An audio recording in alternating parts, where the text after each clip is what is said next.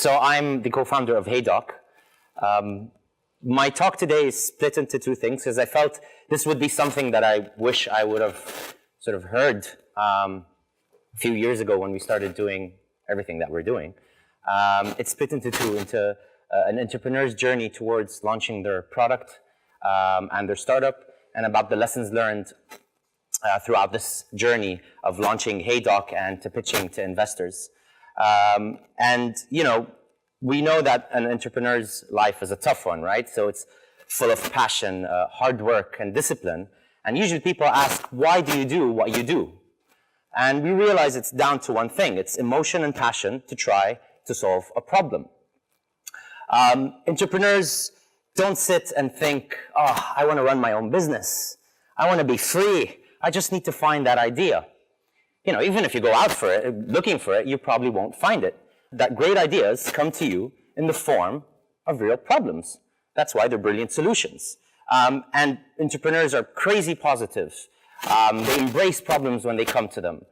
They never say no, and they never take no for an answer. They don't sleep at night trying to solve these problems, and they're always open to opportunities. And as you guys know, it's always in the weirdest places. And they would agree that this is the approach, and this is how they get to solve problems. So you think you found a brilliant solution to a problem? What's next? And then bring them on board. Surround yourself with them and nurture yourself in this beautiful, immersive environment. You need to be part of this team because you are going to be spending every waking moment trying to bring your idea to life. And you need people that understand that, be it partners, advisors, associates, and even investors. And it will help you to grow as a business and achieve your customers. At HeyDoc, at the beginning we struggled a lot trying to figure out, you know, who is our base, who are we going to be approaching, and we're trying to develop the team. We were lucky because the smartest, most enthusiastic, and passionate person I knew was my brother, standing over there, Salah. But we know that most people struggle with that because it's probably the most important activity you can embark on. Building a successful team, and it's directly correlated with the success of the business. A successful team ensures success in the business. And thus, it helped us, you know, being such a strong team to be able to grow as a startup. So the next thing is to be able to figure out what your business model is. It's the architecture. It's the model behind what you're trying to deliver. The biggest mistake people do is they go out and imitate what's happening in other places. What you need to do is go out and figure out the easiest way for your customers to be using your platform. So what is the easiest and simplest way? Find that, implement that, and just make it happen. At HeyDoc, again, we spent so much time trying to figure out what is the correct and right business model. We spoke to different startups, we spoke to different organizations and other people trying to figure that out. And after iteration and iteration, we realized, okay, the easiest way for our patients is just to, you know, ask for an advisory from a doctor, and they pay for it, and that's it. And just keeping it simple makes the entire process a lot easier and makes it more scalable. And it helped us cracking that, as simple as it is, but cracking that helped us a lot grow at the early days and reach more customers. And speaking of customers, you'd want them to believe that your service is a real solution to their problem. You want them to jump on board and go on it. So you need to go out and ask and survey and try to figure out, you know, what will make them happy, what will solve their problem. And then you need to sort of validate these assumptions and go out and test and iterate, and then go back to the drawing board and go at it again. And you might hear a lot of things. You might hear negative feedback from them. You need to keep an open mind towards it and take the positive out of it. They could give you insight towards things that you probably never thought of or didn't even know. And in many cases, you might think that something's amazing and it's the most brilliant thing in the world, but everyone else or all 500 customers that you've worked with don't, so it probably isn't. So this is the kind of approach. We shouldn't be stuck in something that we think is right. It's all about them.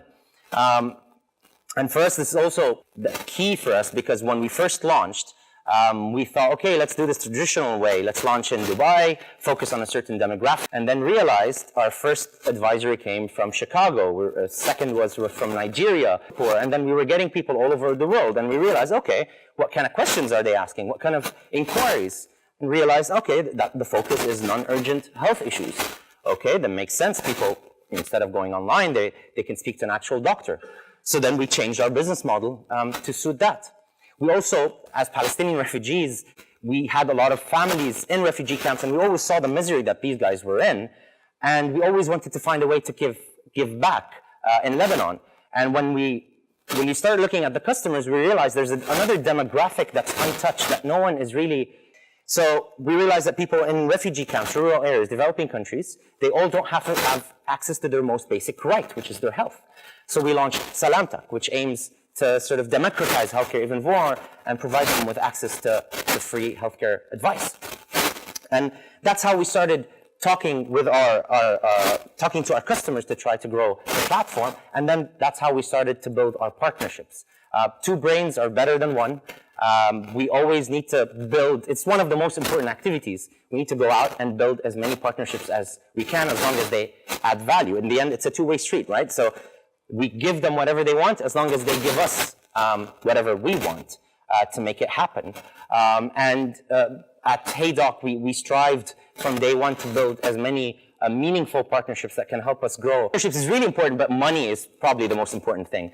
As a co-founder, the most important thing is to be able to raise money. You need to be pitching every day of your life, trying to bring in the money, because without the money, the dream is crushed. You need to be able to live. So whether from customers or investors, you need to bring the money into the platform.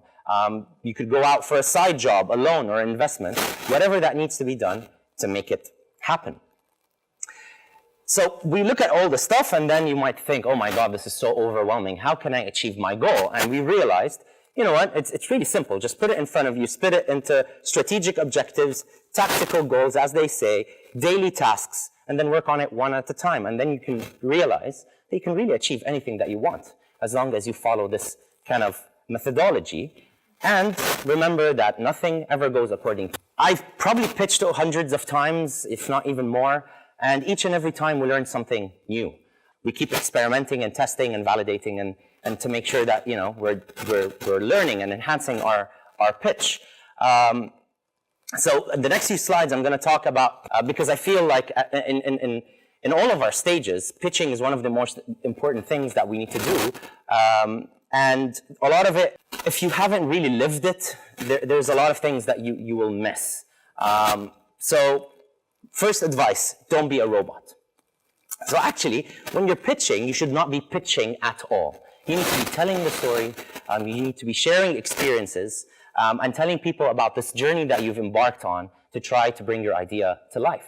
And you can't achieve that. You need to portray openness, and you need to portray transparency, and you can't achieve that if you talk like this. So about those slides, I would start with the real life problem, right? So we said the problem the customers are really facing is the most important thing, and you need to be sharing it in the form of a story. With HeyDoc, for example, our problem was patients, whenever they had a non-urgent health issue, they had to get stuck in traffic, sit in queues, take time off work just so that they can go for a 5-minute appointment. Or they'd go online and realize they have cancer or they need to chop their hand off. So this was the story, this was the real life problem, and it was embodied with a character that we created. It was called Faye. And then we go out with the solution. And this solution should be able to showcase the 10x. Anything less than 10x is useless. 10x upwards is what you need to show. So, for example, with HeyDoc, for patients, we were able to provide them with a doctor on demand, someone they could rely on when they had a non-urgent health issue. We helped them save time. For the doctors, we're able to streamline these communications. They no longer receive 10, 15, 20 messages every day from patients or new patients or existing patients. That for us was the solution. And then you go at it and start describing it in details and tell them what makes you different. And for us, we're a global health communications platform that connects patients all over the world with doctors globally for the purpose of non-urgent health advice. 3 sentences. And then, my favorite bit is the wow factor. You need to dream a bit. Even if, you know, you'll never do it, but that's why you're there. You need to show them what you're trying to achieve, what your dream is. For us, we're trying to build a holistic patient profile that's integrated with all of your wearable devices, that streamlines all this data into one place, that proactively is your data with the doctor whenever necessary. So it's like this wellness platform that's in your pocket that knows what's going on with you and then can proactively tell you if something is going wrong. Talk about the competition. You know, it's an open market. No one's doing anything by themselves. There's always someone else doing something out there, and it is an open space, and everyone has their own take on things. So showcase what exactly makes you different in a few bullet points, and explain why. Never badmouth the competition. Everyone's, you know, trying to build an honest business.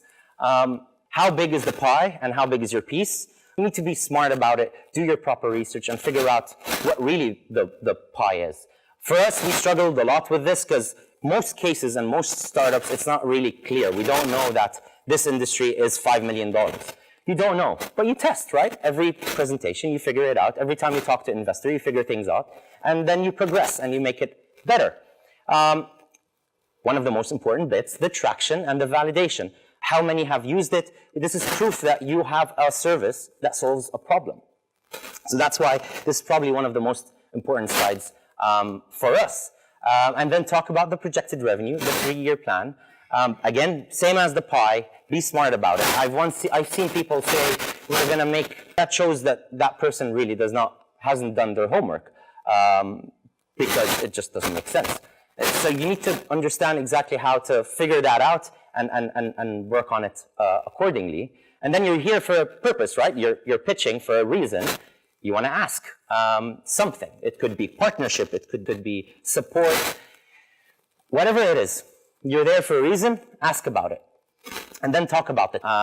If you're a team of rock stars, don't be shy. Just say what makes every person tick and why you guys together are amazing. Because, like I said, the success of the team is directly related. And be humble and say thank you. And then take this pitch and rehearse and rehearse and rehearse and rehearse some more.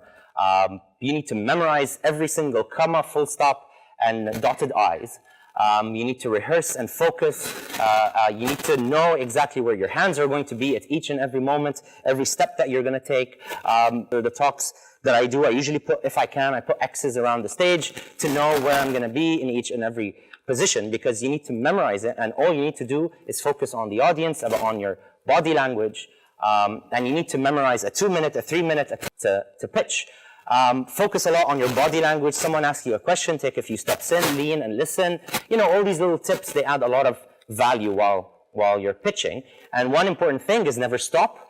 I've had many cases where the clicker won't work, where the microphone won't work, where the slides suddenly die.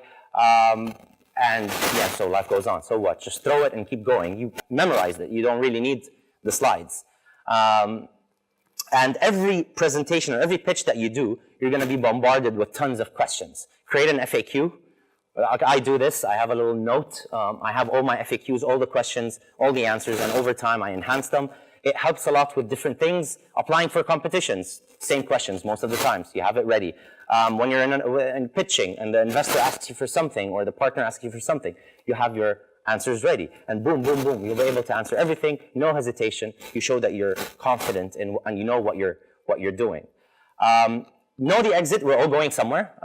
An acquisition or an IPO or whatever it is. Just show that you know where you're going. You have a path that's going somewhere, and share the potential. Everything changes, right? But why? Because nothing ever goes according to plan. So plan accordingly. Thank you very much, guys.